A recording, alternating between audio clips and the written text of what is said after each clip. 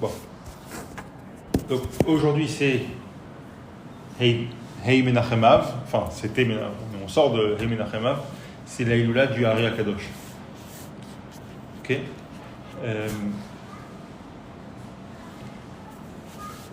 Quand on lit les sichot, les idvadiyot du Rabbi, on voit que le Rabbi il cite très peu de monde, c'est très restreint. Les chachamim que le Rabbi va citer, leur nom, c'est très restreint. Il y a bien entendu tous les Rebbeim, donc son beau-père et jusqu'au Admorazaken. Il y a le Maggid de Mezrich beaucoup, il y a le Baal Shem Tov bien sûr. Il y a d'autres Gdolei Torah bien entendu, le Khatam Sofer ou voilà, le Or HaChaim HaKadosh. Le Rabbi c'est un grand fan, il cite beaucoup le Or HaChaim HaKadosh. Après tous les Rishonim bien entendu, ok, mais chez les Achronim c'est assez restreint. Même si le Rabbi il cite des milliers de shitot chez les Achronim, et après dans les Idvadiyot, les sources vont être données, il va dire ça c'est une shita selon le, enfin, je sais pas moi, le Rav de Brisk, le Rav de ci, ça, mais c'est assez restreint. Il y a des noms qui reviennent très souvent, et le Harizal en fait partie. Le Harizal, dans la Mishnat Rabat, dans la manière Rabat de voir les choses, le Harizal c'était aussi un Asiyador. C'était le maître spirituel de la génération, le chef de la génération du peuple juif. Déjà, juste en voyant qu'il a déjà bien marqué Alpinus en Harizal, ouais. C'est un peu compliqué de ne pas le citer, quoi. Ouais. Hein? Ouais, c'est clair. Maintenant, ce qui est intéressant et ce qui est assez fou à propos du Harizal, c'est que le Harizal, il est décédé très jeune, il me semble 38 ans. 37 ans. Et 2 ans seulement, il était inconnu à 34 ans.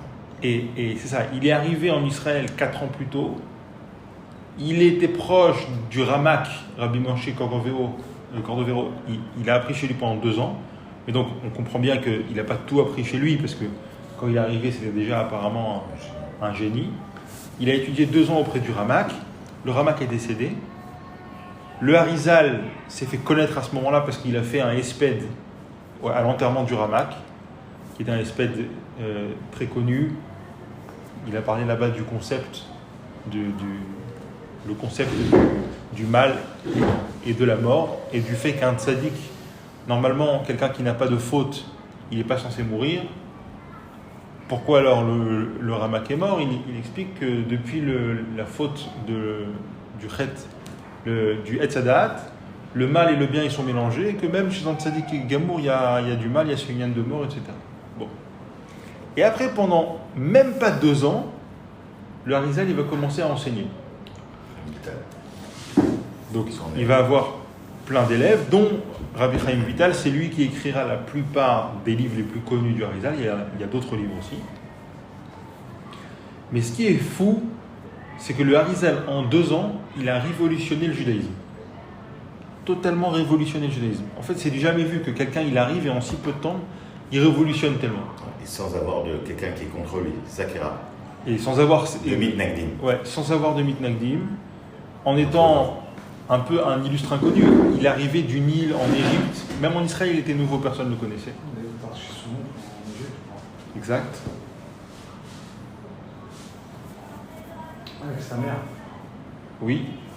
Un exemple tout bête, la tfila des Sidurim séfarades, elle est comme elle est uniquement à cause du Harizal, enfin grâce au Harizal. À la base, elle n'était pas du tout comme ça, la tefila, le noussach des Sfarades. C'était comme c'est écrit dans le Rambam. Aujourd'hui, il n'y a que les Ashkénazes, purs Ashkénazes, qui prient comme ça. Et c'est presque fini en plus. Et il y en a de moins en moins parce que la plupart des Ashkénazes qu'on connaît, ils prient le noussach Sfard. C'est un noussach Ashkénaze qui a été aussi qui a mis du Harizal. Influencé du Harizal. Donc en fait, le Harizal, il a tout changé. En termes de prière, il a tout changé. En termes de conception de la Torah, il a tout changé. En termes de conception du mystique et de la relation au mystique, il a tout changé. Alors, et la question est, on sait pourquoi il est niftar tôt, il y a une réponse, il y a quelqu'un qui a donné ça, on ne sait pas. Je sais pas. Je sais pas. Maintenant, un des sujets les plus brûlants et les plus fous que le Harizal a introduit, et c'est vraiment un chidouche du Harizal, parce que le Ramak n'en avait pas parlé, c'est le sujet du Tzimtzum. C'est quoi le sujet du Tzimtzum?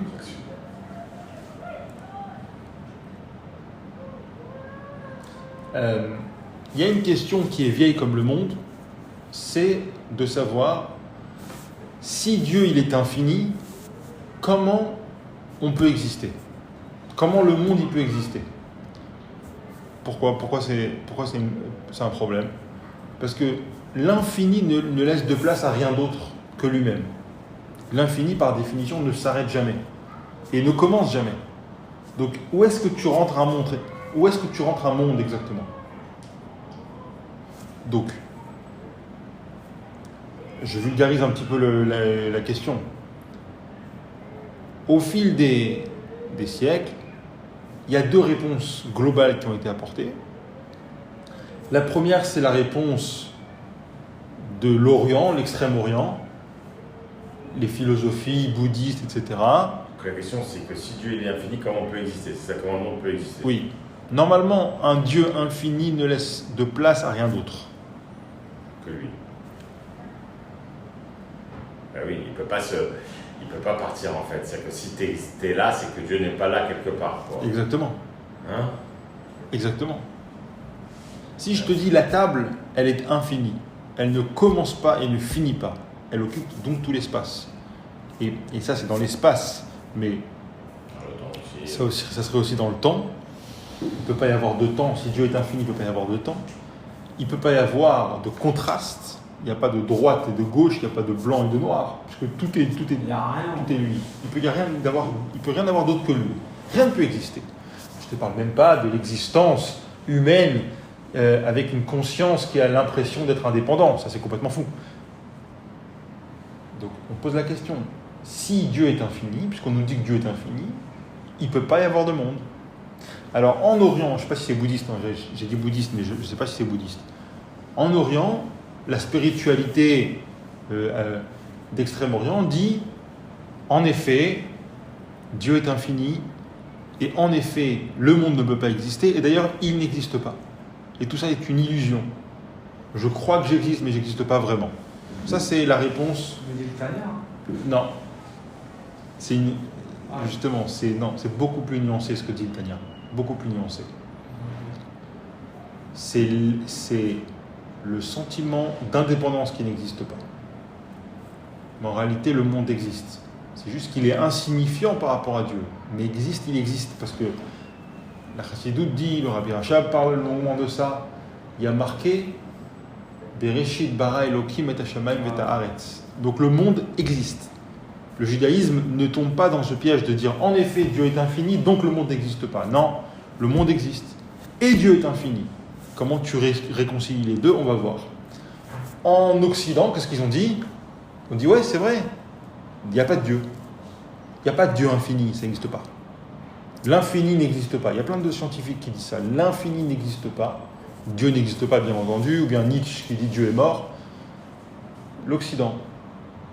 Mais on voit qu'il n'y a pas de courant de pensée qui arrive à faire le pont entre les deux. De dire, il y a un Dieu qui n'est pas soumis au temps et qui n'est pas soumis à l'espace. Il ne commence pas et il ne finit pas. Il est infini. Et en même temps, il y a un monde qui existe bel et bien. Et qui est défini, qui commence à X, qui finit à Y. Première Chita, il n'y a pas de monde. Deuxième Chita, il n'y a pas de Dieu. Mais il y en a un des deux qui doit forcément exister. Alors l'Occident dit que celui qui existe vraiment c'est Dieu. L'Orient dit que celui qui existe vraiment c'est Dieu, nous on n'existe pas. L'Occident dit non, nous on existe. Je me lève le matin, je sens que j'existe. Celui qui n'existe pas c'est Dieu. Le Harizal il arrive et il dit Tzimtzum. C'est quoi Tzimtzum? Vous voulez que je baisse la clim? Ça va? Non, ça va. Okay. C'est quoi Tzimtzum? Dieu fait de la place tout en restant infini. Ok. On a une réponse à cette question multimillénaire. dès que le Harizali décède, tout de suite, ses élèves ne vont pas du tout être d'accord sur le concept de Tzimtzum. Qu'est-ce que ça veut dire Tzimtzum? Tzimtzum, comme il a dit Binyamin, c'est rétracter, contracter. Ça veut dire, je fais de la place, je rentre mon ventre, tu sais, je rentre mon ventre pour te laisser passer. Comme on a dit la semaine dernière, la fameuse Gemara à Ava Docheket Abassar. Quand on s'aime, quand il y a de l'amour, il y a de la place. Donc Dieu, il aime son projet, il se retire pour lui laisser de la place. Donc il retire sa dimension infinie afin de laisser ce qu'il appellera, le Harizal, il appellera ça le Halal Panoui, un espace vide, pas forcément un espace physique, un espace conceptuel vide, dans lequel il peut commencer à exister quelque chose. Et là, c'est parvé, quoi. C'est vide de sa présence. On va voir en réalité que c'est ça. C'est horrible. Ah, 2 minutes. Ouais. 2 minutes. Parce que faut pas courir trop vite.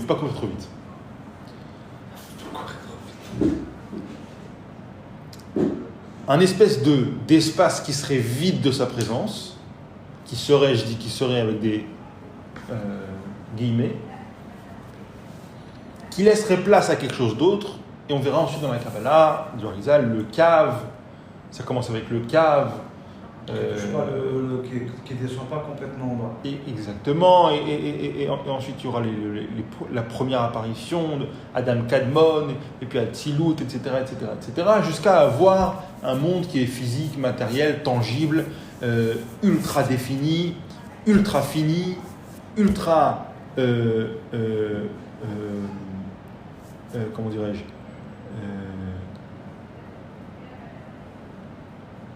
défini, je l'ai dit. Ok. Tout de suite, donc, il va y avoir une grande marloquette entre les élèves du Harizal. Ils vont dire Tzimtzum. C'est quoi Tzimtzum? Tzimtzum vraiment ou Tzimtzum genre? Ou dans la Leshon HaKabbalah, Tzimtzum kepshuto ou Tzimtzum shelo kepshuto. Tzimtzum kepshuto, ça veut dire il se retire vraiment et il y a un vide. Et l'autre, c'est un tzimtzum de la manifestation du divin, mais lui, il est là. C'est juste qu'il ne le montre pas, pour qu'on puisse exister. Comme le papa qui serait dans la salle, mais qui doit se cacher pour que son fils puisse se laisser puisse être un petit peu à l'aise et qu'il se laisse aller. Voilà. Avec des mots très simples. Ça, c'est une marloquette qui va enflammer le monde des kabbalistes. Mais tant que ça reste dans le monde de la Kabbalah, ça va. Ils ne sont pas d'accord, c'est théorique. De toute façon, ça change quoi concrètement? Moi, je dis comme ça, toi, tu dis comme ça, ok. On sait vivre avec des marloquettes. La Gemara est pleine de marloquettes, ça va. Le problème, c'est quand il y a un groupe de gens qui prennent les choses au mot de la lettre, au pied de la lettre. C'est qui, ce groupe de gens? Non, c'est les chassidim. C'est-à-dire vraiment, ils se retirent. Non, c'est-à-dire, ils prennent les choses au pied de la lettre, ça veut dire quoi? Ils veulent vivre vraiment ce qui est écrit dans Torah Kabbalah, la présence de Dieu. Et si c'est un Tzimtzum, quel Tzimtzum? Parce que eux, ils veulent vivre Dieu. Ils veulent vivre la relation avec le divin. Donc, ils vont puiser dans la Kabbalah l'inspiration de savoir où est-ce qu'on peut trouver Dieu. Quand la Chassidoute va naître, il va y avoir des conflits entre les Chassidim et les Mitnagdim. Il va y avoir beaucoup de conflits, mais il y a une grande partie des conflits, c'est des conflits qui sont politiques en réalité. Ça veut dire quoi? Les mecs, ils créent des nouvelles communautés, des chassidim, ils créent des nouvelles communautés, des nouveaux minagim. Ils ont leur propre beddin, leur propre sidour, leur propre anagote, etc. Ça enlève énormément de pouvoir au pouvoir rabbinique de l'époque. Il faut savoir qu'à l'époque, en Europe, le pouvoir rabbinique, c'était quelque chose de phénoménal. Parce que les goïms reconnaissaient les tribunaux juifs. Donc les juifs, quand ils devaient se juger, etc., ils se jugeaient entre eux. Et les autorités reconnaissaient ces tribunaux juifs. Donc imagine-toi le pouvoir que les rabbins avaient. Tout d'un coup, il y a des nouvelles communautés qui s'élèvent, et ils ont leur propre rabbanim, leur propre géonim, leur propre, etc., etc. Donc ça, c'est politique. Ils se sont battus beaucoup pour ça. Ça, c'est politique. Mais est-ce qu'il y avait une vraie marloquette sur un principe? De dire, on n'est pas d'accord. Sur ça, on n'est pas d'accord. On pense que vous avez tort. Que les mitnagdim, ils disent, on pense que vous avez tort. Eh ben, il y en a une, et c'est justement ça. Le sujet du Tzimtzum. Maintenant, comme on parlait la dernière fois, Binyamin, on va voir que ce débat théorique, en réalité, il a un impact énorme sur la manière de vivre son judaïsme. Et d'ailleurs, ce qu'on disait la dernière fois, c'est que on voit souvent que quand on découvre Chabad, on n'arrive plus tellement après à aller dans les autres ambiances, parce qu'on trouve qu'il manque quelque chose. Mais souvent, on n'arrive pas à mettre le mot sur la chose. On dit, ils sont moins souriants, mais en réalité, c'est beaucoup plus profond que ça. En réalité, la Avodat Hashem, selon Chabad, elle est vraiment différente du reste. Bien sûr, c'est les mêmes mitzvot, c'est le même Shulchan Aruch, etc., etc. Mais la Nekuda, c'est-à-dire le mouvement, il est tout à fait différent. C'est pas le même dinim, hein. C'est pas le même Shulchan Aruch, vraiment. Tu prends 90. Chabad, c'est... Oui, bon, ça... C'est pareil qu'un Ashkenaz et qu'un truc. 95% c'est pareil, et je vais te dire, c'est même pas une différence tellement entre Chabad et le reste. C'est en fonction de chaque communauté a des minhagim différents, mais dans les très grandes lignes, c'est les minhagim qui diffèrent, et même ça, tu pourras toujours trouver une keïla qui fait ce minhag comme Chabad dans certains domaines. Tu vas chez les chassidim de Gour, ou les chassidim de ci ou de ça, ou tu vas chez les séfarades. Au niveau de la shrita, on va dire que c'est comme séfarade, au niveau de ça, c'est comme si. Au final, l'un dans l'autre, c'est pareil. C'est pareil. C'est les mêmes 613 mitzvot, etc. Alors, qu'est-ce qui est différent? Ce qui est différent, c'est le mouvement. Le mouvement, il est totalement différent. Et en réalité, la raison pour laquelle c'est tellement différent, c'est aussi le Tzimtzum. En réalité, sur la manière de voir le Tzimtzum, il y a énormément de choses. Il y a énormément d'impact et de ramifications du Tzimtzum sur la vie d'un juif. Ok?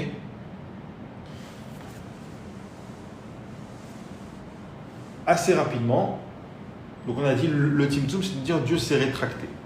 Ok?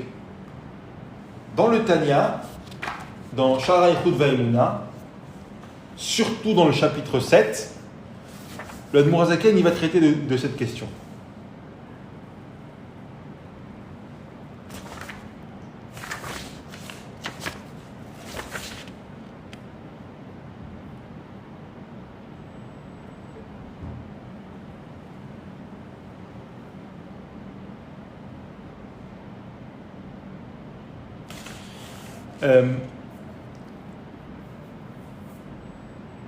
Une seconde.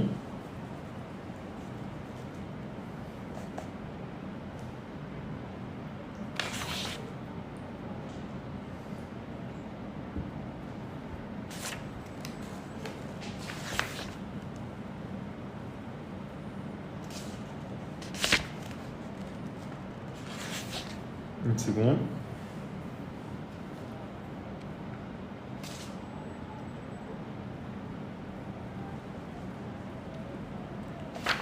Voilà.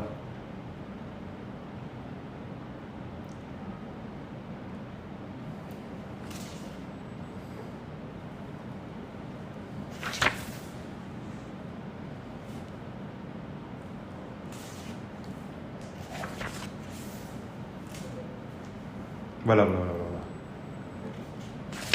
Donc on est vers la fin du 7e chapitre. Vous voulez ouvrir? Ah ouais. Dans Shara Ichud Ve'Aimuna,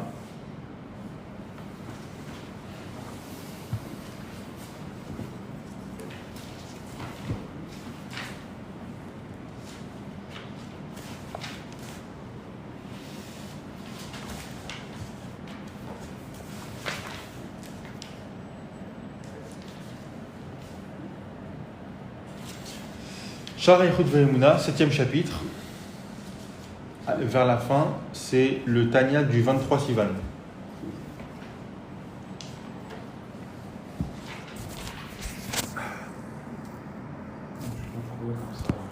Donne. Donne.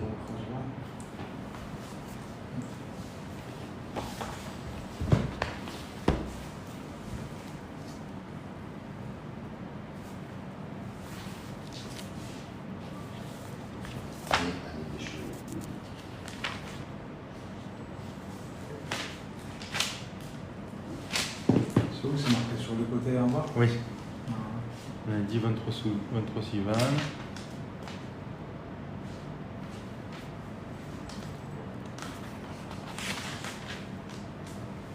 Sivan.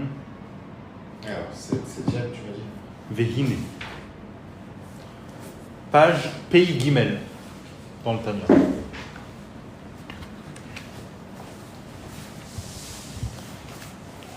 Plus haut, il a expliqué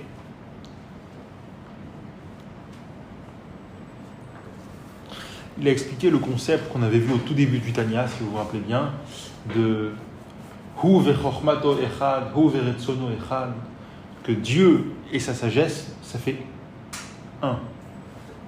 Il est uni avec sa sagesse. Sinon, ça reviendrait à dire qu'il y a la sagesse de Dieu, il y a la volonté de Dieu, et je peux m'adresser à sa sagesse, je peux m'adresser à sa volonté, etc. Mais tu peux vite tomber dans l'idolâtrie avec ces concepts-là. Donc il faut bien comprendre l'unicité de Dieu, c'est de ça qu'il parle.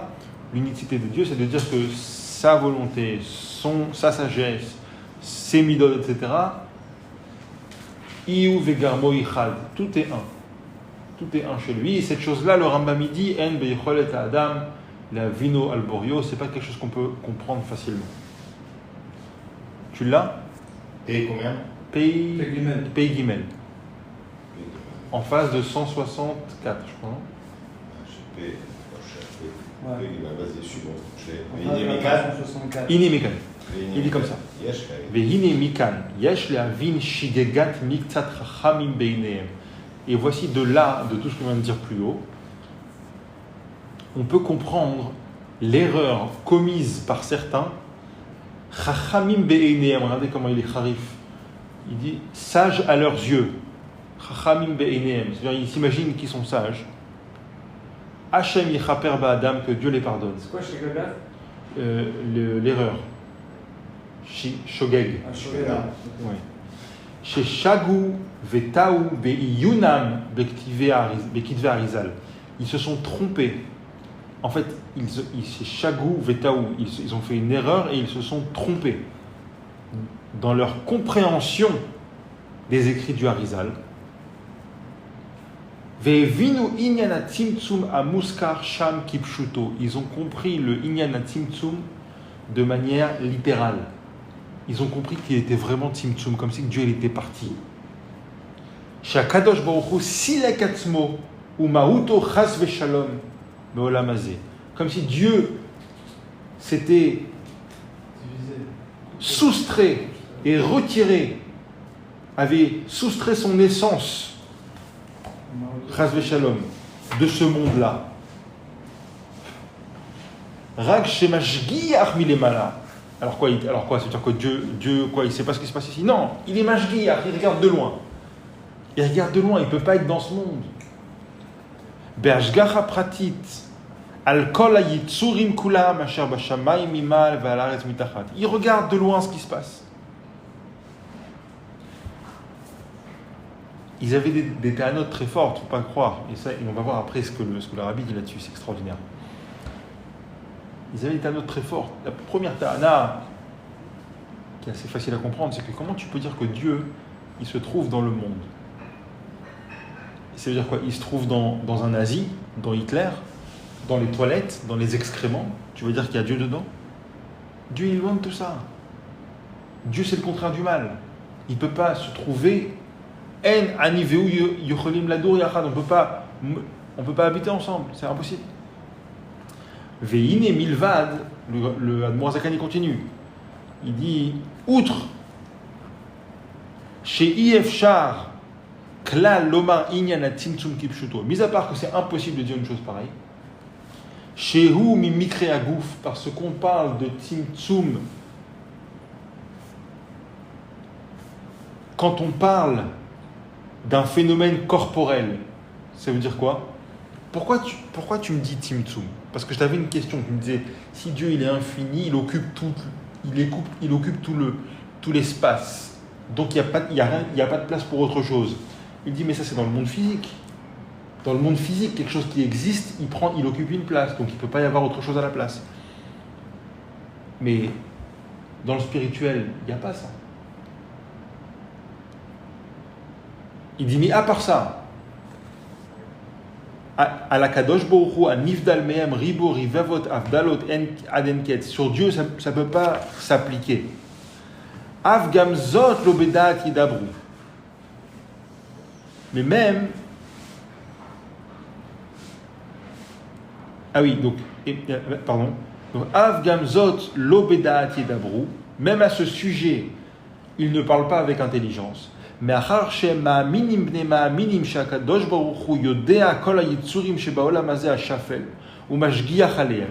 étant donné qu'ils sont croyants et fils de croyants dans le fait que Dieu, il a conscience de toutes les créatures. Yitzurim, créature, ouais. Les Yetzer, c'est créé. Le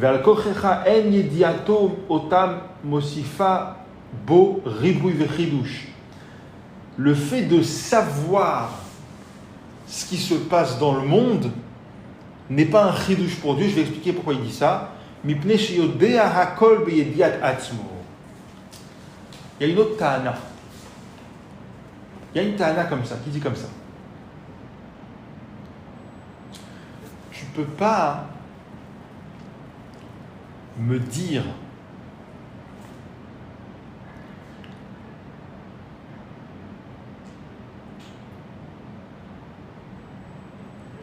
que Dieu a conscience. Excuse-moi, je peux juste pas dire de bêtises.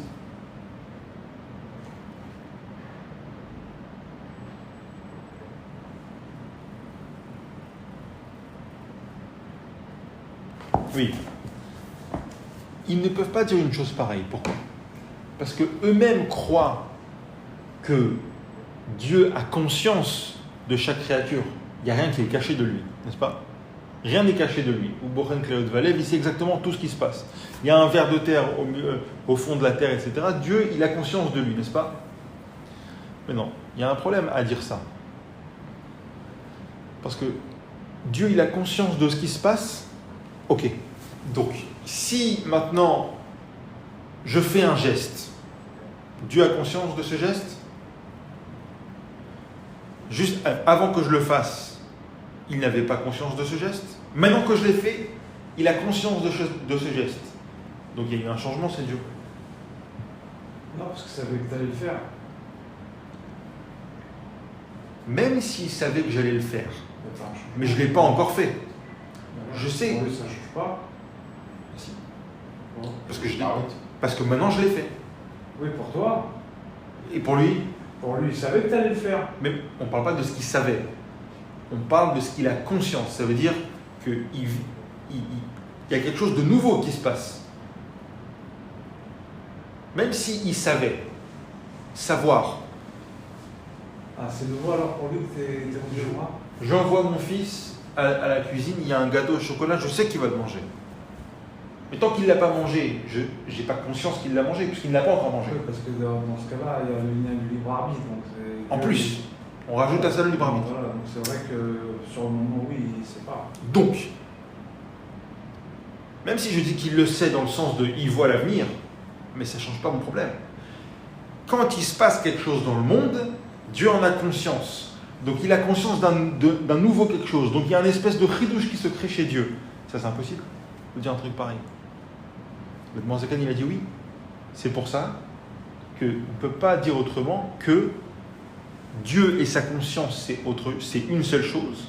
Et donc Dieu, il a conscience du monde comme il a conscience de lui-même. Il n'y a aucun changement puisque tout fait partie de lui. Tout fait partie de lui. Donc quand tu lèves ton bras. Ça aussi, ça fait partie de lui. Il n'y a rien de nouveau. Nous, quand on apprend quelque chose de nouveau, qu'est-ce qui se passe? Quelque chose que je ne savais pas, donc était en dehors de mon cerveau, rentre dans mon cerveau. Donc, hier, je savais 100 millions de choses. Aujourd'hui, je sais 100 millions et une chose. J'ai appris une... Moi, il y a un paradoxe, je ne comprendrai jamais. Pourtant, on l'a expliqué plein de fois, mais ça ne rentre pas. Le sujet du libre arbitre. Ouais, c'est pas le libre arbitre. Non, je sais, mais tu sais ce que tu vas faire. Tu as quand même le libre arbitre. Et il y a une réponse très simple à ça. Le concept de temps, c'est un concept qui est créé par Dieu. Donc le fait de savoir ou pas savoir, c'est pas tellement un problème. Toi, tu sais ce que tu as fait hier. Oui. Pourtant, ça ne joue en rien sur ton libre arbitre. Tu sais ce que tu as fait. Ben lui, il voit ce que tu vas faire comme ce que tu as fait. Puisque le temps, chez lui, ouais, c'est un concept. C'est un concept, c'est comme un bout de bois pour nous. Donc ça, c'est pas tellement une question. La question, c'est au moment où c'est fait. Avoir conscience de la chose. Là, c'est fait. On ne peut pas dire que... C'est pas une question de savoir ou pas savoir. Je sais que 1 million de dollars plus 1 million de dollars, ça fait 2 millions de dollars. Pour autant, je ne les ai pas sur mon compte. Je sais plein de choses. C'est pas pour autant que je vis les choses. Mais quand Dieu vit quelque chose, tu es en train de lui faire comme si tu faisais vivre une nouvelle expérience. Comment tu peux faire vivre une nouvelle expérience à Dieu? Il y a quelque chose de nouveau chez Dieu. S'il y a quelque chose de nouveau chez Dieu, ça veut dire qu'il y a quelque chose qui est en dehors de Dieu. Or, il n'y a rien qui est en dehors de Dieu. Parce que s'il y a quelque chose qui est en dehors de Dieu, Dieu n'est plus Dieu. Dieu doit être tout pour être Dieu. Ok? Donc, il explique, on ne va pas faire toute la fin du chapitre, c'était juste pour goûter un petit peu le sujet du Tzimtzum. En gros, ce qu'il va expliquer là,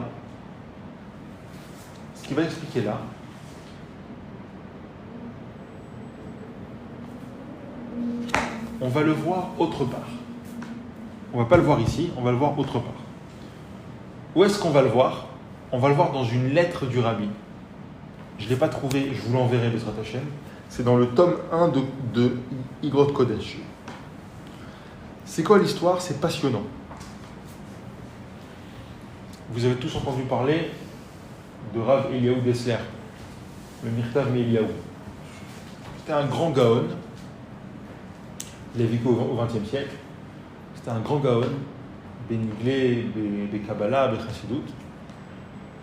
Il a écrit un merveilleux livre de Moussar qui s'appelle le Mirtav Eliyahu. Et Rav Eliyahu Dessler, à une époque de sa vie, il me semble que c'était pendant la Seconde Guerre mondiale, il est allé vivre à Londres. Et à Londres, il a rencontré un chassid qui s'appelait Rabbi Itche Dermatmid. Son nom c'était Yitzhak Horowitz, mais il l'appelait Itche Dermatmid, le Matmid, celui qui est endurant. Parce que c'était un Oved Hashem incroyable. On dit que c'était le Benoni du Tanya. D'ailleurs, c'est l'arrière-grand-père de la rabbinite Brod ici. C'était un chassid incroyable, il a été tué par les nazis. Ils l'ont enfermé dans une choule et ils ont mis feu à la choule. Et au moment où ils ont compris qu'ils allaient mourir, il y avait toute une communauté, il a ouvert le Aron HaKodesh, il a demandé que les Juifs prennent les Sifrei Torah. Il est monté sur la bima, il a dit on s'apprête à faire ensemble la mitzvah de Kiddush Hashem. Les mitzvot, il faut les faire des simcha. Ils ont commencé à danser dans la choule, alors que la choule est en train de brûler, ils sont morts en dansant. Une histoire de fou.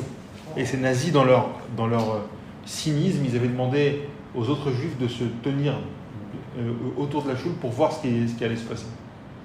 C'est comme ça qu'ils ont eu le témoignage. Histoire de fou. Un personnage hors du commun. Vous pouvez voir une photo de lui sur internet. Rien que tu vois une photo de lui, ça t'amène de l'Eirat Shamayim. Rabbi Itcheder Masmin, Yitzhak Horowitz. À l'époque où Eliyahu Dessler, le Rav Eliyahu Dessler, il était à Londres, il y avait Yitzhak Horowitz aussi. Et ils se sont connectés l'un et l'autre, côtoyés, et ils ont commencé à étudier Chassidut ensemble. Dans le Mirtav Meiliaou, au 5e chapitre, dans les notes, le Rav Dessler il dit que la plus belle période de sa vie, c'est quand il était à Londres, car il a étudié la Chassidut Rabbah. Et un jour, en étudiant avec le Rav Horowitz, il lui dit, tu sais, il n'y a pas vraiment de machloket sur le Hidyen du Tzimtzum. Comme c'était un grand kabbaliste, il connaissait vraiment la Kabbalah de fond en comble. Et Bitcheder Masmid, il lui a dit, je sais pas, la vérité, si tu le dis, il dit, j'ai une shita qu'en réalité, le Gaon de Vilna et le Admor Hazaken, en réalité, ils disent pareil. Ils étaient totalement opposés, surtout sur ce Inyan du Tzimtzum. Tu vois comment le Balatania il parle, il dit Chachamim Beinehem, genre celui qui croit ça, le pauvre, Hachem Yechaper Ba'adam, que Dieu le pardonne de croire une chose pareille. Que Dieu s'est vraiment rétracté du monde. Et Itcheder Masmid, il dit à Rav Dessler, il me dit la vérité, c'est pas dans mes capacités d'avoir un avis là-dessus. Tu devrais écrire une lettre au Ramash. C'est qui le Ramash? Rabbi Menachem Schneerson. Il n'était pas rabbi encore, c'était juste, entre guillemets, le gendre du Rabbi Lubavitch. Il lui dit, lui, c'est un Gaon Olam. Il connaît tout, surtout. Écris-lui ta théorie et il va te dire ce qu'il en pense. Ils ont écrit une lettre.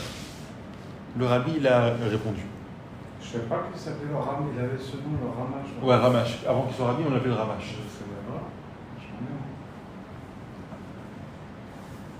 Le Ramash, il répond une réponse virulente.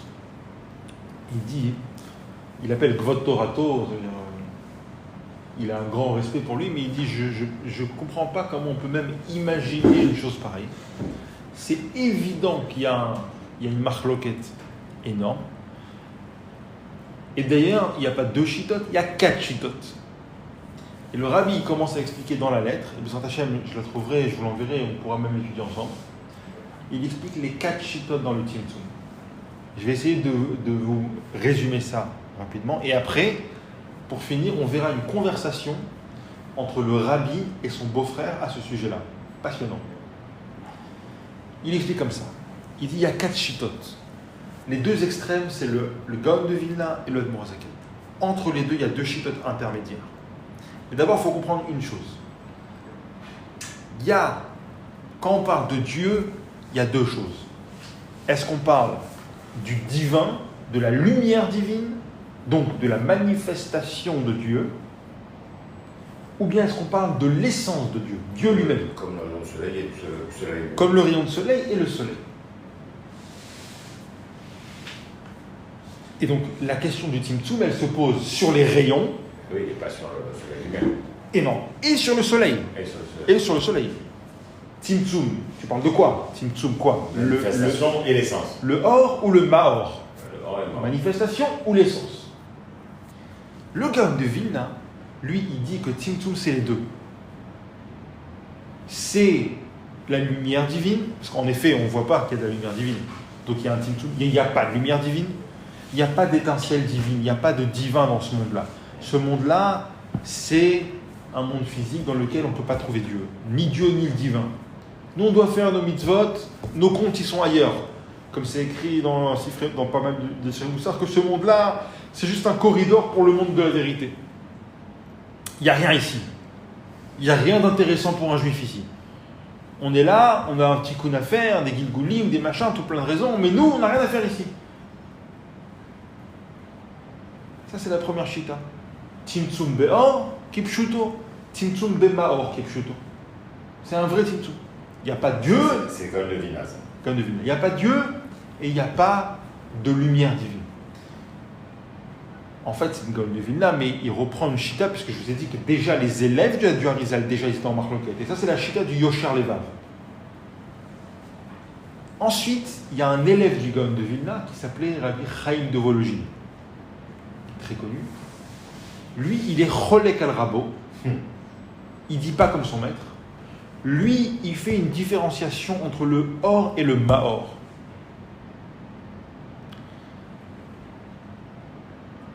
Je ne veux pas me tromper.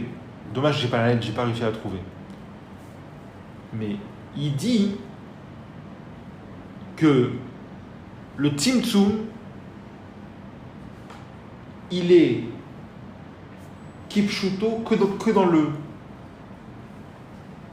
Il est Kipshuto que dans le Or. Bien sûr, pas dans le Maor, c'est logique. Pas dans le Maor. Il n'y a pas de manifestation divine.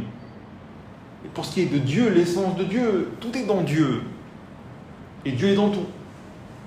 C'est un peu comme les 7 mondes, quoi. On ne les voit pas. Ça, c'est la manifestation de Dieu. Oui. Donc, la manifestation de Dieu, il n'y a pas. Il n'y a pas de divin. Mais, pour ce qui est de Dieu, Dieu, il se trouve partout. L'être atar panou humilé, etc.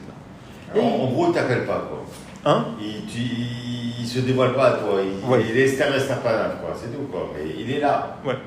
C'est juste toi qui n'as pas les bonnes lunettes, quoi. Il y a une troisième Shita. Je ne me rappelle plus maintenant exactement. Mais on va passer directement à la Shita du Admor Azaken. Mais Hachem, je retrouverai la lettre et je vous dirai exactement comment ça marche. Et la quatrième. La quatrième Shita, c'est la Shita du Admor Azaken. Et c'est une révolution. Qu'est-ce qu'il dit? Il dit le Tzimtzum Be'or, c'est-à-dire le Tzimtzum qu'il y a dans la lumière divine, il est chez l'eau Kipshuto. C'est pas un vrai Tzimtzum. La lumière divine, elle est partout. C'est juste moi qui ne peux pas la voir. C'est de mon point de vue à moi. Mais en réalité, la lumière divine, elle est partout. C'est un peu comme Moshe, c'est un peu Mais comme mal Moshe, école. quoi. Mais mal école elle-même. C'est comme Moshe, quand il n'arrivait pas à le voir, quoi. Il mettait comme un petit voile. Mais lui, il était pareil, quoi. C'était nous qu'on n'arrivait pas à voir. Exactement. Et plus que ça, le Or est partout. Il y a des étincelles divines partout. Le divin se trouve dans ce monde. Pour ce qui est du Maor, il dit Et comment on aurait pu faire une chita sur un tzimtzum sur du Maor? Sur du Or, on peut comprendre, mais sur du Maor. ben c'est exactement ce qui Non, mais tu comprends ce que je veux te dire? Je comprends pas, moi. Mais c'est exactement ce qu'il dit l'Admor Zaken. Le Maor, lo shayach leshon tzimtzum. De quoi tu parles? Mais oui, mais parce que nous, on voit quand même, on est très loin du Maor, donc. C'est même. Ouais, C'est- on n'est pas loin. Au on contraire, est- on est pas plus loin du Maor qu'on est proche du Maor. Le Maor sait tout. Il est tout. Tu peux pas dire qu'il y a un tzimtzum sur l'essence de Dieu, parce qu'il n'y a rien qui dérange l'essence de Dieu. L'essence de Dieu, ce n'est pas une forme d'expression. L'expression peut être dérangée. Par exemple, si je parle face à un mur, je n'ai pas m'entendre, parce que c'est une expression qui veut sortir, elle est bloquée. La lumière, c'est une expression. Tu la caches, il y a de l'obscurité.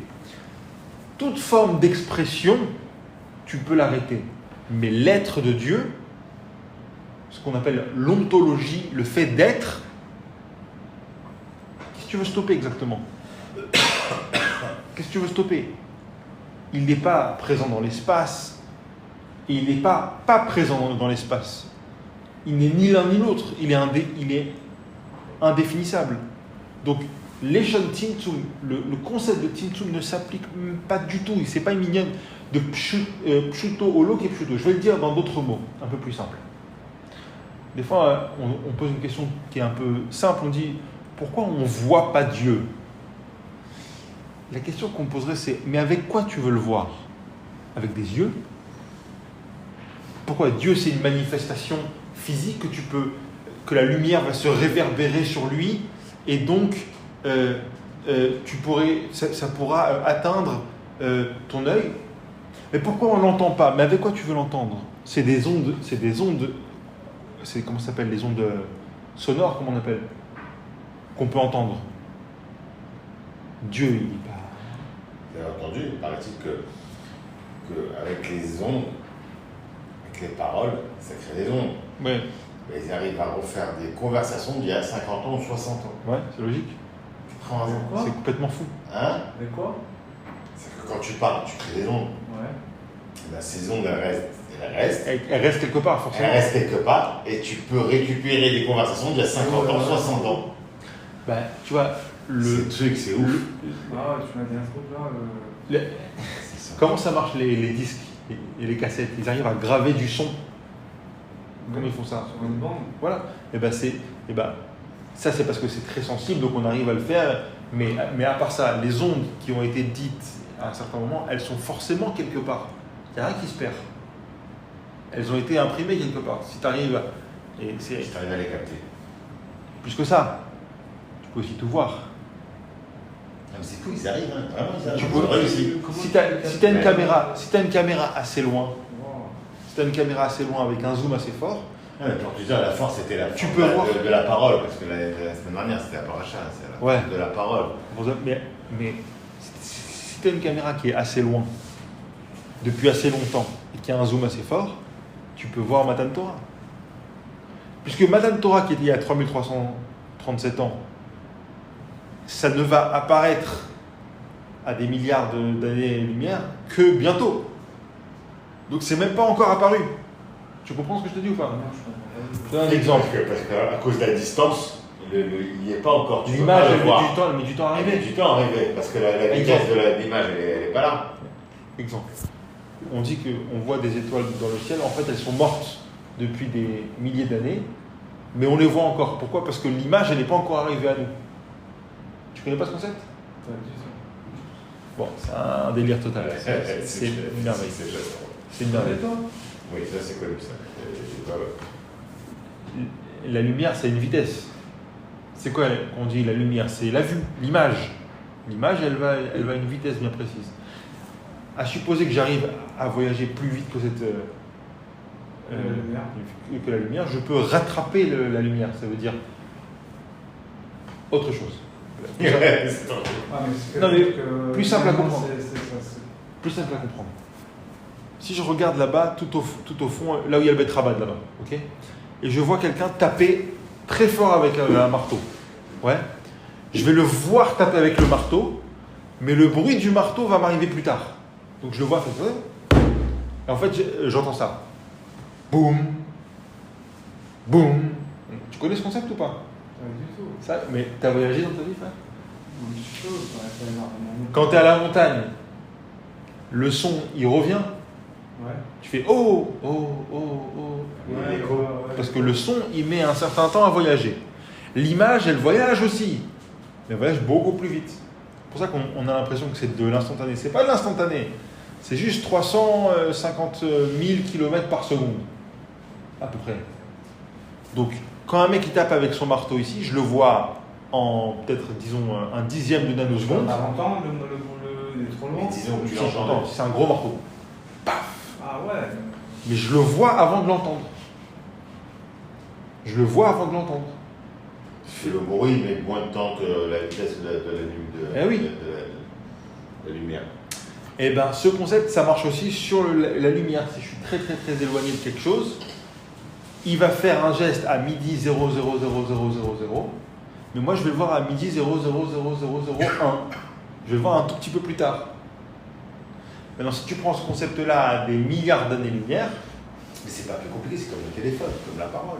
Tu le vois, comment ils ont réussi. Tu dis c'est fou, mais quand tu parles, t'as New York et je parle avec un mec à Tel Aviv, comment elle arrive la parole, c'était fou. ils arrivent à faire à transporter des sons aussi vite que la lumière. Parce que si c'était à la vitesse Ouais, du c'est son, instantané. si c'était à la vitesse du son, pour arriver à New York, ça prendrait des heures et des heures.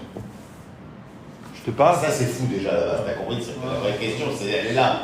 C'est-à-dire comment un mec à New York il peut parler vraiment. Voilà. Mais comment on arrive à parler de ça? Le Tzimtzum. Le Tzimtzum, donc, Sur Oui. Tzimtzum sur le or, sur les manifestations de Dieu, c'est l'eau qui est pshuto. Il est pas vraiment, la lumière divine n'est pas vraiment rétractée, elle est là. La lumière divine est là. Et d'ailleurs, rien ne pourrait exister s'il n'y a pas d'étincelle divine dedans. Pour ce qui est de l'essence de Dieu, quand on parle d'essence, on ne parle pas de Tzimtzum. Parce que on n'est plus dans l'expression de quelque chose, on n'est plus dans la manifestation de quelque chose, on est dans la chose elle-même. Donc, Dieu n'est pas du tout caché. Dieu est partout et nulle part à la fois. Mais tout est Dieu. Ok ? Maintenant, une fois qu'on comprend ça, et le Baal HaTanya, il va revenir là-dessus, il va donner plein de machalim par exemple, il va expliquer pourquoi rien ne peut exister s'il n'y a pas une étincelle divine dedans. Parce que la nature, normalement, la logique, entre guillemets la logique, parce que même la logique c'est une création, mais la logique voudrait qu'il n'y ait pas de monde. Parce que c'est pas quelque chose qui tient tout seul. Il l'explique longuement. Mais quoi ? Dieu maintient le monde à bout de bras à chaque instant pour que le monde puisse exister. Et donc, s'il n'y a pas d'étincelle divine dans la matière, rien n'existe. Ok ? Donc maintenant, tu vas avoir n'importe quel enfant juif dans le monde, tu lui dis, dis-moi, Dieu il est partout. Bien sûr, Dieu il est partout. Quoi, il est même dans les toilettes. Il dit, mais bien sûr, Dieu il est dans les toilettes. Aujourd'hui, c'est évident. Même les misnagdim, c'est les litaïm, etc., qui se disent du Gaon de Vilna, ça ne leur viendrait pas à l'esprit de dire que le Tzimtzum il est kipshuto, que Dieu il est vraiment retiré et juste il regarde le monde de loin. Ça ne leur viendrait même pas à l'esprit et ils ne savent même pas que c'était ça la chita du Gaon. Et pour eux, ils vont chanter la chanson d'Avraham Fried, de la feuille qui est tombée de l'arbre, qui est tombée, qui s'est posée sur le petit escargot, que ça aussi c'est la Ashgacha Pratit, parce que Dieu il voulait qu'il y ait de l'ombre pour l'escargot, etc., parce qu'il faisait chaud, etc., et que Dieu il est partout, Dieu il ressent chaque chose, Dieu il ressent l'escargot, Dieu il ressent tout parce qu'il est partout, etc. Donc le rabbi il répond à Rav Eliyahu Dessler, il lui dit comment tu peux imaginer un truc pareil ? Bien sûr qu'il y a une marloquette. On apprend aussi de là que faut pas essayer d'édulcorer toutes les différences forcément. Dire, non, tout le monde est pareil, non, c'est pas grave. On pense pas pareil, on a une chita, on tient notre chita, et lui il pense autrement, et c'est pas grave. Faut pas essayer d'édulcorer les différences, faut pas avoir peur des différences. Ça c'est une petite de Mahamara Mosgar entre parenthèses. Maintenant, on va lire une conversation passionnante entre le beau-frère du rabbi et le rabbi, et là-dessus on finit, ok ? C'est son beau-frère avec lequel elle avait des problèmes avec les livres à l'époque ? C'est avec son fils, avec le fils de son beau-frère. Ah, le fils de son beau-frère. Ouais. C'est avec le fils du beau-frère qui a eu des problèmes avec les livres. Donc le beau-frère il s'appelait le Rachag, Rabbi Shmariaou Gourarié. C'était quelqu'un d'extraordinaire, c'était un grand Talmid Chacham, c'était lui le directeur des Yeshivot Chabad avant de décéder. Il avait aussi une marque loquette aussi pour qu'il soit rabbi aussi, non ? Quand le rabbi précédent il est décédé, tout le monde pensait au début que ça allait être lui qui allait devenir le rabbi. Déjà il était plus vieux, il avait plus d'expérience, et puis il était plus... Donc il était marié avec la fille de Yosef Yitzhak, sa deuxième fille. Oui, avec la fille aînée, Sa fille aînée. il me semble. Et en fait, il était plus dans le monde rabbinique. Le rabbi, c'est un extraterrestre. Il a étudié à l'université, il met des costumes modernes, un chapeau gris. C'est quoi ça ? C'est un extraterrestre pour les chassidim de l'époque. Il faut comprendre. Tu l'as vu la photo quand il était devant au Mont Blanc ? Ouais, je l'ai vue, elle est magnifique, mais ils ont dit qu'elle a été volée au rabbi, qu'il ne faut pas la montrer. Ah ouais ? Ouais. Parce que c'est bien, la rabbitienne, on ne voit pas que... Elle a été volée, comment ça ? Ils disent c'est quelqu'un qui l'a volée dans les archives du rabbi. Donc, faire attention à ça. En tout cas, le rabbi Rachak, donc il était plus vieux que le rabbi. Au début, les gens pensaient que c'était évident que ça allait être lui le rabbi. Pourquoi un chapeau gris comme ça, c'est marrant. Le rabbi ? Ouais. Bon. Non, il y a un sens à ça ou Il n'y a rien qui n'a pas de sens chez le rabbi. C'est pour ça, je sais que chaque détail il a un sens. Mais... En fait, trois choses. Premièrement, il n'y a rien qui n'a pas de sens chez un Nassibé Israël. Tout a un sens, même le moindre petit mouvement, donc c'est évident qu'il y a un sens. Deuxièmement, le rabbi c'était quelqu'un d'extrêmement privé, intime et secret, donc on ne sait pas, personne n'a osé lui poser la question pourquoi vous avez un chapeau gris. Mais troisièmement, il y a une petite anecdote. À mon avis, ça nous en dit long sur la chose. C'est qu'un jour, il y a un rabbi de Gour, il y a un chassid Gour qui était tombé amoureux du rabbi. Il a découvert le rabbi Lubavitch. Il a dit, mais c'est quoi ça? Il va conquérir le monde. Et il a dit au rabbi, il a dit, Rebbe, si seulement vous aviez un Streimel, moi, je vous amène 50 000 chassidim demain matin. Mais juste, c'est pour nous, les chassidim de Pologne, c'est inimaginable d'avoir un Admour sans Streimel. C'est-à-dire, même nous, à la bar mitzvah, on a un Streimel. Un rabbi sans Streimel avec un chapeau d'Européen moderne, pour nous, c'est inconcevable. Si le rabbi acceptait de mettre le Streimel de son beau-père, un spodik, c'est un spodik comme ça, très beau. Demain matin, je vous amène 50 000 chassidim. Oh. Et le rabbi, il lui dit avec un grand sourire, il lui dit, et tu les amènes d'où tu les amènes, ces chassidim? Il dit, quelle question? Je vous amène de Gour, de Bobov, de Lelov, comment ça s'appelle? De Vizhnitz, de Satmer, de machin, de Tzanz, de Klausenburg, de trucs. Et le rabbi il rigole, il dit, mais moi c'est pas de là-bas que je veux mes chassidim. Eux, ils sont très bien où ils sont. Moi je veux des chassidim du Shomer HaTzaïr et des kibbutzim. De là-bas je veux les chassidim. Et le Streimel ça va pas aider. Ah ouais. Donc elle avait déjà la notion de Milsheim, le rabbi déjà. On peut dire que c'est évident que le rabbi, il n'était pas dans la Streimelisation, c'est pas ça qui l'intéresse. Ce qui l'intéresse, c'est d'amener le judaïsme c'est ça, voilà. à tout le monde. Et des fois. Le juif perdu. Tout le monde. À tout le monde. Bien sûr, tout le monde. Mais des fois, il faut choisir son format. Il faut que ton format il soit adapté. Et attention, parce que tu peux vite tomber dans le ok, alors si c'est comme ça, je vais faire tout et n'importe quoi, je vais m'habiller comme un goy. Non. C'est toujours un juste milieu entre être fidèle, émettre, mais en même temps avoir un format qui est accessible. Pas être libéral. Exactement.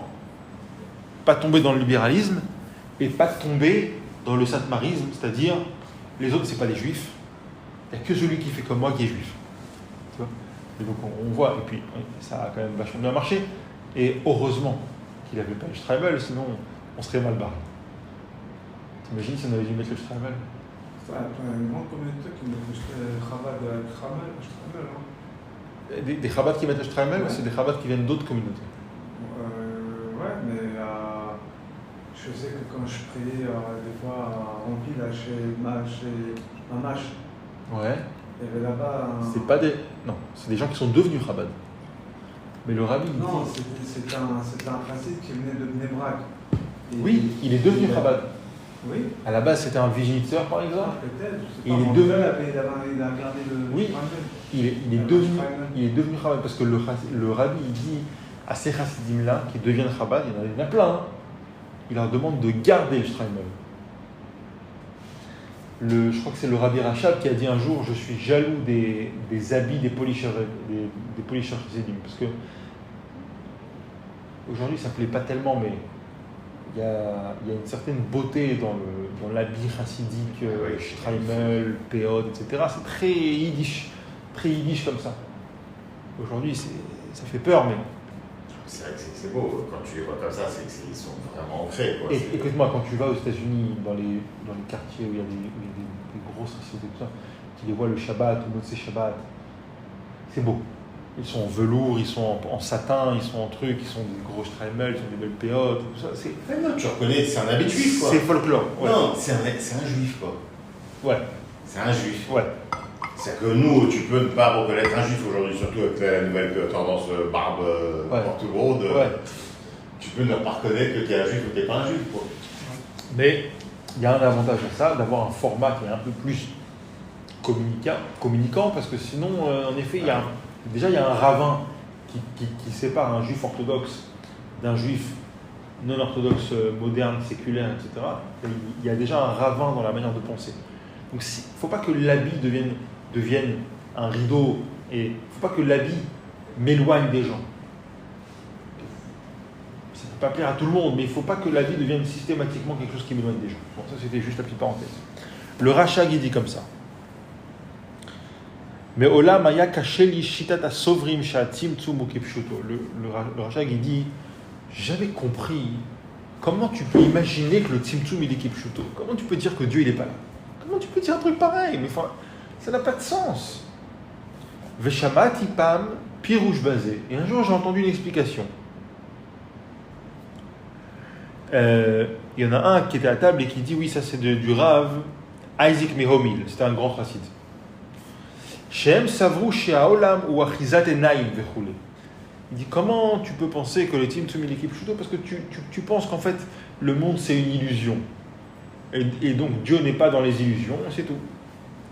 Ou Mimela Yachlou Lisborken. Et donc, comme il pensait que le monde c'était une illusion, vous vous rappelez, on a commencé avec ça, c'est les orientaux qui pensaient ça. Comme tu penses que le monde il est une illusion, alors tu peux dire le Tzimtzum il est Kipshuto parce que le monde, Dieu n'est pas dans l'illusion. Écoutez comment le rabbi répond à son beau-frère. Ein yodea leshem mat tzarich lehagia lebiurze. Je ne vois pas pourquoi on doit en arriver là pour expliquer la shita du Tzimtzum Kipshuto. Keivan she'etzli shita zo muvenet bepashtut. Parce que chez moi, j'arrive à comprendre très facilement la shita du Tzimtzum Kipshuto. 2 secondes. Le Moazakan, il explique que c'est complètement illogique, que si tu as les bonnes bases, jamais tu peux arriver à la conclusion que le Tzimtzum est Kipshuto. Le rabbi, il dit moi j'arrive très bien à comprendre la shita du Tzimtzum Kipshuto. Son beau-frère, il lui répond, le Rachag. Haïm kavanat gvod dushat admur shlita, les shitat atoim. Est-ce que gvod dushat admur shlita, il dit, est-ce que le rabbi, c'est marrant parce qu'il parle à son beau-frère, qui est beaucoup plus jeune que lui. Il lui dit, est-ce que gvod dushat admur shlita, il parle de shitat atoim, de la shita, de ceux qui se trompent, comme on a vu dans le Tanya. Et il cite ici, Shegegat mitzat chachamim beinehem, l'erreur de certains des gens qui se prennent pour des chachamim. Chez Shagegu vetaou beyunam bekitve harizal, chez Savru shatzimtzum kepshuto. Il dit à son frère, il dit au rabbi, c'est quoi que vous arrivez facilement à comprendre? Ce que le Admor Azaken il dit que c'est une erreur et que Dieu les pardonne, ça vous arrivez à comprendre? Comment on peut dire une chose pareille?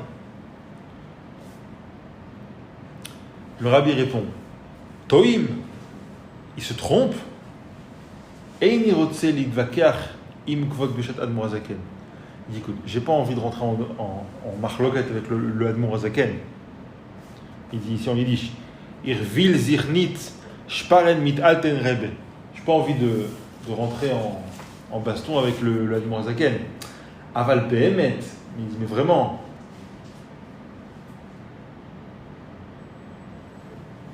ah, c'est quoi ça? L'ikrotam toim, les appeler, ceux qui se trompent. Sheare em gdolei Israël chez Savrukach. Il dit, c'est pas si simple de dire qu'ils se sont trompés. En gros, il dit à son beau-frère, il dit, tu sais, avant de dire ils se sont trompés, ok, le Balatania, il le dit. Le Balatania, il le dit. Il peut le dire, c'est le Balatania, il peut dire ce qu'il veut. Mais nous, de dire que ces gens-là se sont trompés, tu sais de qui on parle? Il dit, on parle de Gdolei Israël. Donc il parle du Gaon de Vilna, du Vologiner et tout ça. Et non, pardon, excuse-moi, il parle pas d'eux. Il parle de Moreno Arav Rabbi Immanuel Chayriki, qui était un grand kabbaliste, après le Harizal. Il a écrit un livre qui s'appelle Mishnat Hasidim. Asher Chiber Sefer Beshem Yosher, c'est le Yosher Levav, le fameux Yosher Levav. Vesham Mevayer Barichut Shitazo. Là-bas, il explique longuement la shita du Gaon de Vilna, enfin, que la shita qu'il imaginait que c'était ça la shita du Harizal. Shatzimtzum Kipshuto. Et le Tzemar Tzedek, il écrit Va Mishnat Hasidim lo eetik rak divrei Harizal. Le Tzemar Tzedek, il cite le Mishnat Hasidim, donc ce Yosher Levav là, et il dit il n'a pas fait que il n'a pas uniquement recopié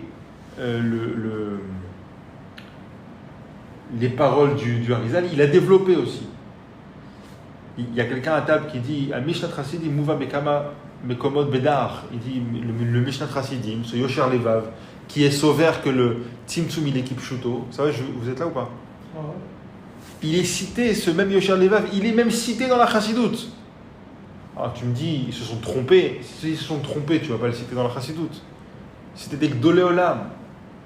De dire que le Tzimtzum il équipe Shuto ne va pas si vite en besogne de dire comment tu peux dire tout pareil. Même un enfant il sait que Dieu il est partout. C'est des Gdolé Olam. Maintenant le Rabbi l'explique. Uvda Zolevad, ce même fait, Eina me'ava re'aya, sheken yeshnam gdolé Israël chez divrehem muvaim bedach, achlo kol divrehem. Ah, il répond à celui qui est à table. Il dit non, le fait qu'il soit cité dans Chassidout, ça ne veut pas forcément dire qu'on est d'accord avec tout sur eux. Par exemple, j'ai un exemple qui me vient en tête. Celui qui a écrit comment on dit le histoire Igdal Elohim Chai. Ce texte-là, le Admor Zaken, il a dit que c'était pas du tout Al-Pi Kabbalah. Quand bien même le Admor Zaken, il va le citer dans certains textes de Chassidut. Donc, mais sur ça, il va pas être d'accord. Donc il dit, ce que tu dis qu'on le cite dans Chassidut, c'est pas une preuve. Ve'ilu benidon dinan divrei Atzemar Tzedek lorak divrei Arizal nimtza she'en ze kesef katan she'efshar levatlo. Une seconde. Imken, le Admor, alors le Rachag il dit. Alors si c'est ça, ma'u achen ha'esber b'shitatam, ech efshar lomar shal tzimtzum chas v'shalom kipshuto. Donc le Rachag il dit non, tu dis que c'est de l'olam, que avant de dire qu'ils ont tort, faut respirer par le nez et tout ça. Alors explique-moi, tu dis que c'est compréhensible que le tzimtzum dit quelque chose. Explique-moi. Le Rabbi dit comme ça. Aïnyanu, she'arekan medabrim bemadrega shelifnei tzimtzum. De quoi on parle? On parle de l'essence de Dieu telle qu'elle est avant le tzimtzum. Avant même le concept de tzimtzum. Ve'al madregazo rotzim lishol akushia er shayach shetzimtzem atzmo. Et sur cette madrega de Dieu qui est plus haut que le tzimtzum, on veut dire mais comment il a pu se rétracter? Est-ce qu'il est là? Est-ce qu'il n'est pas là? Est-ce que Achine kushia shayach lishol rak b'makom sha sechel tofes makom sham. Tu peux poser cette question. C'est quoi une question? Une question, c'est toujours dans un contexte de logique. Si tu n'es pas dans un contexte de logique, il n'y a pas de question à poser. Par exemple, tu regardes un tableau abstrait. Et dans le tableau abstrait, il y a du bleu en bas et du marron en haut. Et tu vas dire, mais je ne comprends pas. Le ciel, c'est en haut, la terre, c'est en bas. Pourquoi c'est à l'envers ici? Je me dire, mais non, c'est de l'abstrait, il n'y a pas de logique. C'est de l'abstrait, il a fait de la peinture comme ça. Donc, Kaviachol, de poser une question sur le tzimtzum, tu es en train de poser une question sur la madrega de Dieu qui est avant la création de la logique. Donc de me dire, logiquement, c'est impossible que le monde il existe, s'il n'y a pas Dieu qui est dans ce monde, etc. Mais ça, c'est de la logique. Ça, c'est de la logique. À partir du moment où on parle de Dieu avant le tzimtzum, il n'y a pas de logique. Donc Dieu, il peut aussi bien être tzimtzum kepshuto ou tzimtzum shelo kepshuto. Ouais, parce que tout est englobé en lui. Exactement. Et tu peux pas baser ça sur la logique uniquement. La logique, ça vient après le tzimtzum.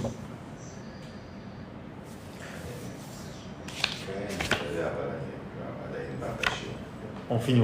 Ah, juste 2 minutes.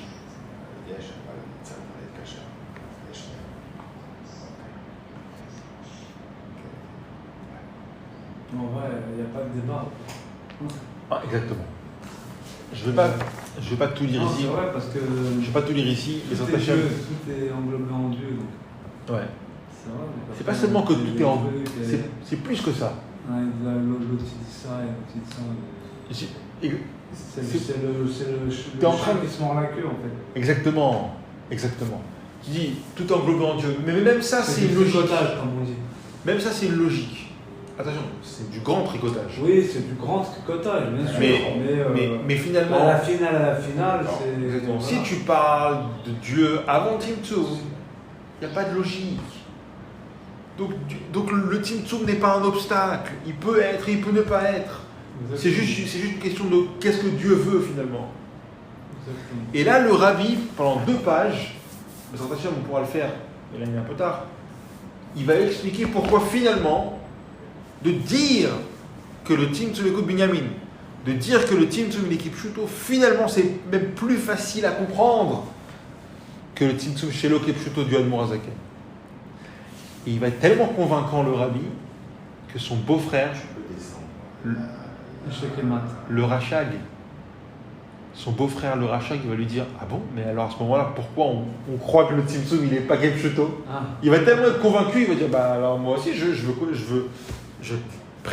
ok, alors pourquoi est-ce qu'on n'est pas comme le Gaon de Vilna? On ne dit pas que le Tzimtzum est l'équipe Pshuto. Et là, le rabbi explique en réalité, le Admor Hazaken, il a fait toute une guerre sur le Tzimtzum, parce que c'est quelque chose qu'il a reçu du Baal Shem Tov, du Maggid de Mezrich. S'il n'avait pas reçu ça de ses maîtres, il aurait pu dire aussi que le Tzimtzum il n'est pas Pshuto, qu'il est Pshuto. Une fois qu'il l'a reçu, que c'est quelque chose qu'on a reçu, alors de dire que le Tzimtzum il est Pshuto, c'est complètement moufrar. Et ça ne rentre pas dans la logique de ce qu'on a reçu.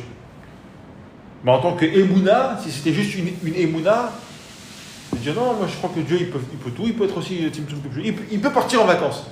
Tu vas me dire qu'il ne peut pas partir en vacances, alors on retombe sur la question, tu es en train de me dire qu'il y a quelque chose que Dieu ne veut pas faire. Donc le Tzimtzum, c'est Dieu. Dieu il fait ce qu'il veut. C'est ça en fait. Parce qu'avant le Tzimtzum, il n'y a pas de logique. Donc Dieu, il fait ce qu'il veut. Dieu peut être un chat. Non, il ne peut pas être un chat. Mais avant le Tzimtzum, même ça, il peut être. Parce qu'il n'y a pas de logique. Une fois qu'on a reçu de nos maîtres, et de nos maîtres, ça remonte jusqu'à Moshe Rabbeinu, que le Tzimtzum, il est chez l'Okep Pshuto, et qu'il y en a qui sont arrivés à la conclusion par l'intellect, pas par la Kabbalah, pas par la réception d'enseignements, mais par l'intellect, ils sont arrivés à analyser les Kitvei Arizal, ils arrivent à la conclusion que le Tzimtzum il est Kep Pshuto. Alors je dirais, le Moazakan il dira, Hashem Yecha Per Ba'adam, que Dieu les pardonne, parce qu'ils sont loin de la vérité. Mais si c'était juste une question de logique, ta logique contre ma logique face à la logique de Dieu, étant donné que Dieu n'a pas de logique, Dieu il a créé la logique, alors tu n'as pas plus tort que j'ai raison. Et ça, c'est une de Tzimtzum. Maintenant, une phrase pour finir. Concrètement, qu'est-ce que ça change de dire que le Tzimtzum il est Kep Pshuto ou Shel Kep Pshuto? Si je dis que le Tzimtzum il est Kep Pshuto, ça veut dire que Dieu n'est pas dans la matière. Et donc, pour trouver Dieu, je dois me sauver de la matière. Je dois courir vers une spiritualité. Tout ce qui n'est pas spirituel est mal. Donc je dois me sauver de la matière. J'attends de sortir de ce monde qui est un corridor vers le monde de la vérité. Ici, je ne trouverai jamais le divin. C'est faux, justement, d'après Dieu veut le contraire. C'est ce qu'il dit. Al-Pirazilut. C'est C'est ce qu'il est en train de dire. Le Tzimtzum chez l'Okep Pshuto, il te dit pas seulement, et le rabbi il pousse le bouchon très très loin. Déjà le rabbi Rachab il pousse le bouchon très très loin. Pas seulement. C'est tout Kep Pshuto. Kilo, Kep Pshuto, ça veut dire que Dieu n'est pas là. Il n'est pas là. Le divin n'est pas dans le monde. Chez l'Okep Pshuto, il est là, seulement on ne le voit pas. C'est Kavachol. Et donc, de dire que le Tzimtzum n'est pas un vrai Tzimtzum, ça veut dire que je peux rencontrer Dieu partout dans chaque chose et que tout est une opportunité pour rencontrer Dieu. Et que, plus que ça, c'est d'Afka ici que ça se passe. Et c'est pour ça que dans un Bet Rabbah, il y a une autre ambiance. C'est pour ça Pas parce qu'ils sont sympathiques. Ils sont sympathiques parce qu'ils voient le monde d'un autre œil. C'est ici que ça se passe. Le Rabbi Rachab, dans un Mahamar qui s'appelle Nerotranouka Tafresh Mem Gimel. Un jour, il faudra que tu m'expliques tous ces. C'est des années. Ouais, mes années, comment tu t'arrives. Tafshin, c'est 1900. Tafresh, c'est 1800. Tafkouf, c'est 1700. Grosso modo. Comment tu sais Ah, c'est très facile, tu rajoutes 40 ans. En fait. Tafshin, c'est 1900. Donc si je dis Tafshin, sans rien, c'est 1940. Je rajoute 40. Et comment 1900 Tafshin? C'est ça, moi, je veux savoir. Ouais, parce que TAF. Là, on est en. TAF, c'est 400. TAF, on c'est est en 400, 5700. c'est 300. Ouais, mais comment t'arrives déjà à 1900 en Tafshin? Non, mais c'est que le Très mot, simple. t'as compris ce que je veux dire? Très simple. Là, on est en combien? 5785. On enlève le 5900. Mets à la place un 2000, un 20. T'enlèves le 59, t'enlèves le 57, tu mets un 20 à la place. On est en combien? On est en 2085. Enlève 40, on est en 2025. Hein? Oui. Ah, on a 40 ans d'écart, c'est ça? Ouais. Attends. 85, 25. Non, 60. Avant le 60? Tafshin. Non, 40, c'est 40 ans. Non, 60 ans. On est en 85. 5765. Ah non, 7785. en 5785.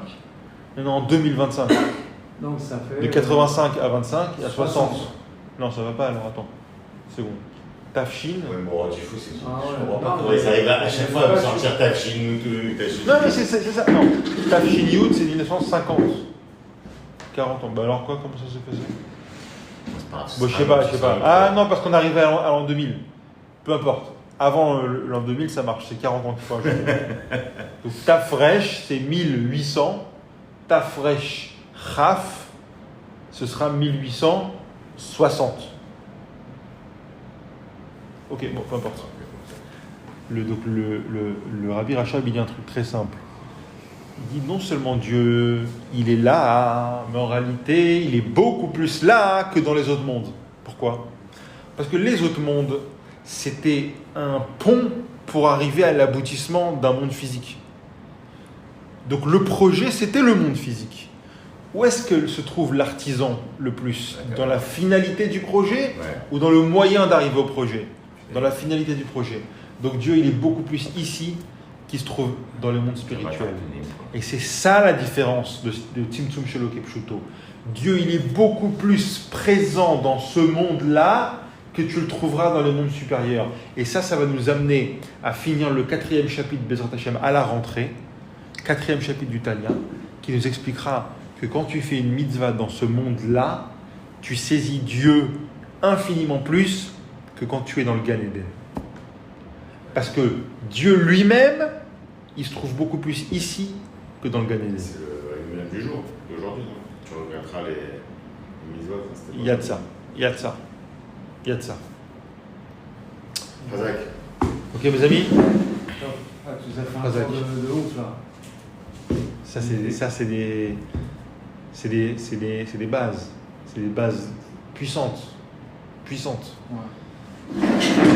Razak, bon, alors on se voit à la rentrée. Merci à Tova. Mais bonnes vacances. Ah non, Caïf Paris. Par la vie.